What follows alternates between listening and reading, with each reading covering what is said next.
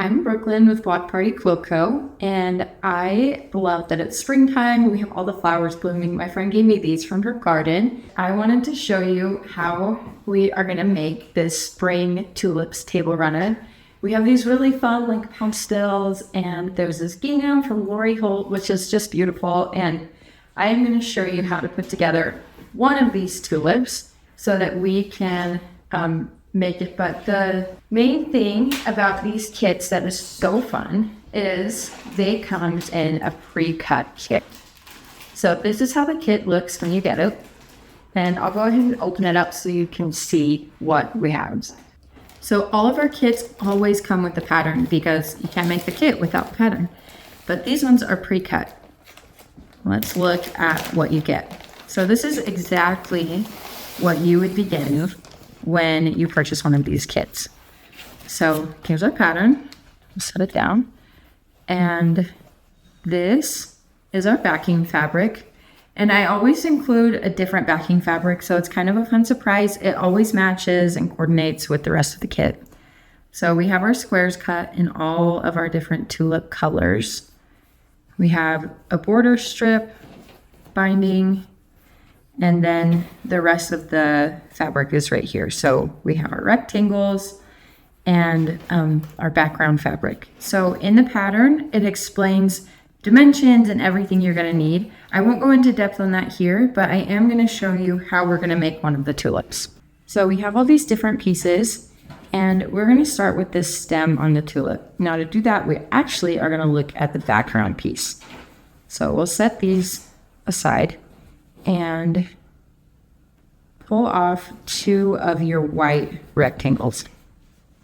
Now something that's kind of trickier with this pattern is you have to make sure you're making a mirror image on all of your pieces. So take your green squares and line them up on either side of the stem. That way you can see which direction you're going to be drawing your triangle here. So I have a heat erasable pen, and I like using these because the ink disappears after you iron it, and so putting it on the back of the fabric, it's not going to show through on the front of your quilt. I'm checking right here just to make sure. But that way when you sew these on, you're going to have your little leaves popping up here. It's really fun. So let's take this to the machine, and I am going to be replacing this corner right here with green. So I drew a line on the back of that square. You're going to bring it over here to our machine.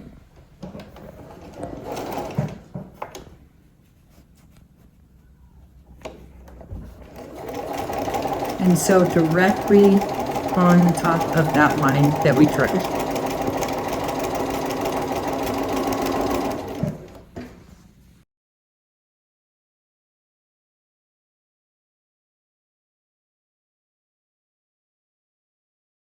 So my little pieces are attached here. That just makes it easier when I'm sewing. And we are gonna cut, I gotta get oriented here. So we are gonna cut off this back end of the fabric. So just these triangle ends, and line up your seam with the 1/4 inch mark on your ruler.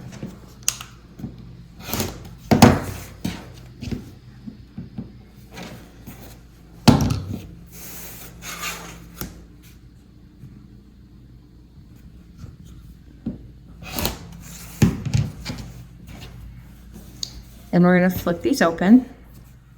And I'm just gonna quickly finger press here, which just means that instead of ironing, I'm just running my finger along that seam to fold it in place. And you should have, when you do this, a mirror image. And make sure that you are pressing your seam towards the green. If you press it towards the white, you'll be able to see it through the front. So now that I have my little mirror image, I'm going to actually iron these and make sure they're flat.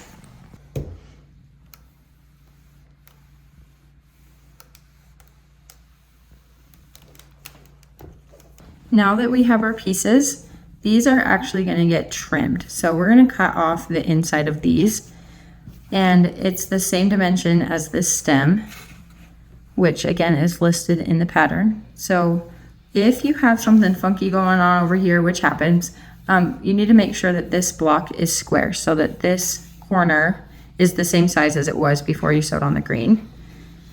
And we are just going to cut off that inside line or inside little section. And since they're the same, I'm just lining them up on top of each other. And I'm going to trim them. So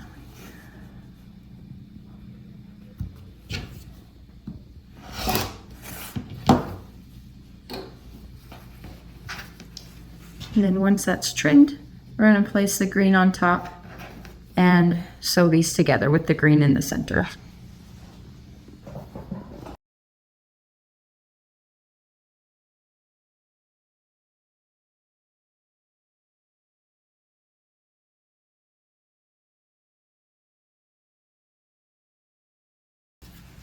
Okay, then we open it up and we are going to press our seams to the green right here in the center.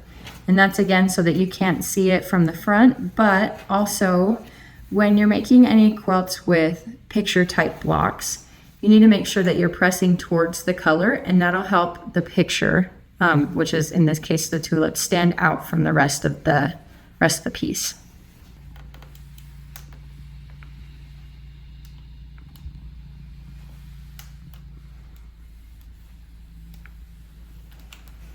And then once you have your stem done, it's time to add on the little flower pot on the bottom. So this again is the plaid from Lori Holt's collection, and it's always included in the tulip kit. It's a really fun little spring print to have. And on all of this, I'm using a true 1/4 inch seam allowance.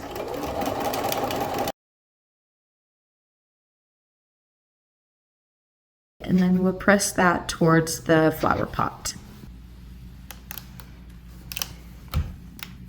Okay, so this piece is done, and we're going to go on to the flower portion. Just like we did before, we're going to replace these corners with the tulip color and the leaf color. And it's important to watch that you are doing this the right way, because I did these wrong. So now I have to unpick it. But they need to be matching each other. Okay, so now I'm going to do it the right way, where you make your mirror image here, and it's actually going to be opposite of these leaves here. So I have this lined up with these, and then you bring this up and line these blocks up the same way. So this is my tulip color, it's the yellow, and my leaves. So now I'm going to sew this correctly and sew these pieces to each other.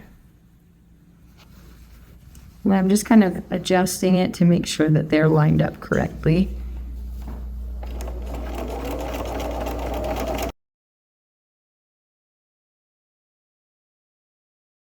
Then when you open it up on the proper side, you should have your little leaf and your tulip color here at the top.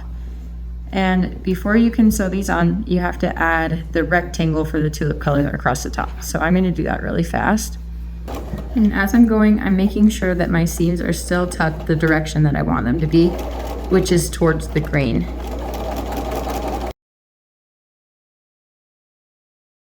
Then I'm checking my seam, making sure that that's lined up properly. I'm going to iron this open, iron this with the seam going towards the yellow. Before you sew on these outside pieces, we're going to trim this up so that the edges are at the same spot. And a lot of times we call this squaring up a block, but it's not really squaring it because it's not a square. So we're just trimming the edges to make them look clean.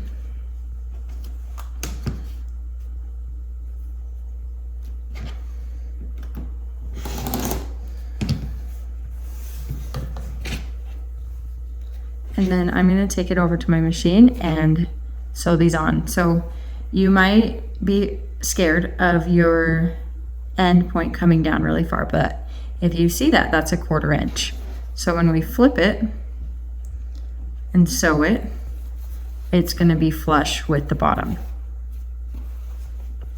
And I'm sewing from the back so that I can make sure that where those points are, I'm kind of feeling for where the cross is between this fold and the seam here. That way I can make sure that I'm not losing my points. And sometimes that means you have to kind of adjust your seam allowance to the right or left just to make sure you hit it in the right spot. But that's why we have, that's why we press our blocks after, to make sure that it feels clean. Then when you open it up, all of your corners should match. And we're gonna press this towards the middle, the center section of the tulip.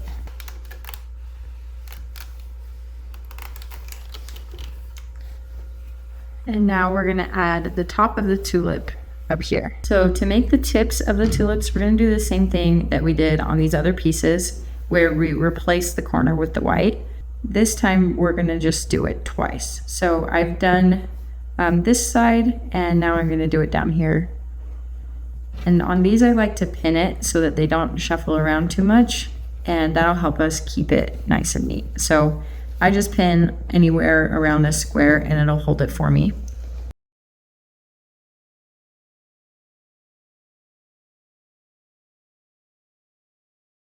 Then we trim off our edge again.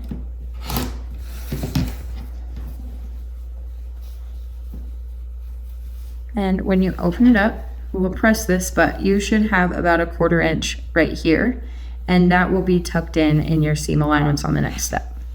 So I have my 2 petal top pieces, and all we're gonna do is sew one of the rectangles on to the bottom. So I'm pinning it again.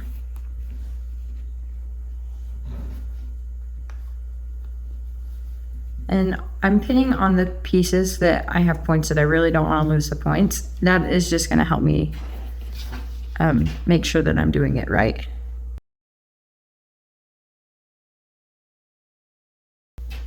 And then I'm going to sew with this side up so that I can see where that seam is going to hit.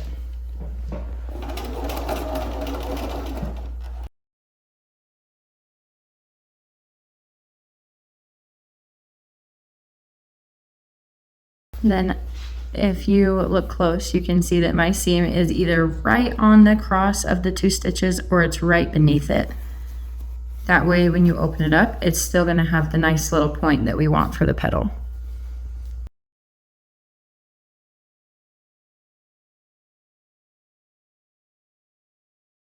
And then this seam doesn't matter as much, but I'm going to press it towards the yellow. Now I am just going to sew these together and we'll add it to the top of the tulip.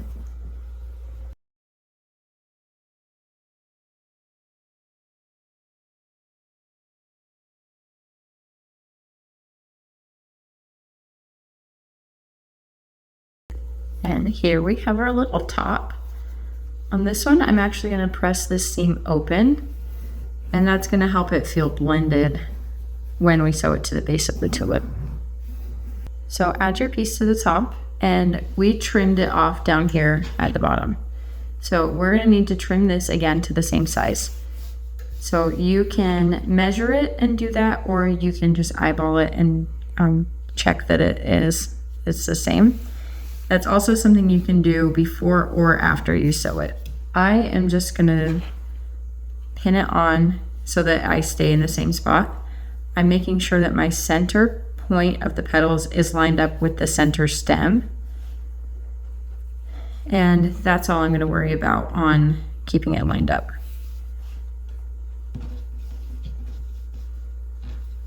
This pattern is super beginner friendly because things don't have to be really precise, and you won't lose a lot of the detail even if you miss a corner or lose a point somewhere. So it's a great pattern for beginners to use. Good luck.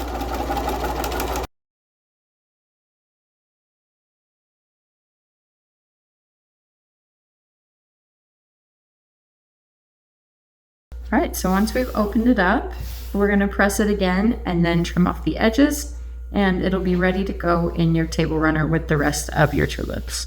Okay, so now you've finished one of your tulip blocks, and with all the different colors, it comes together so cute. I think it would be really fun to do this with florals instead of solids or all kinds of different things. But yeah, here's your finished kit. So make sure that you pick up a pre-cut kit, and this will come together super fast.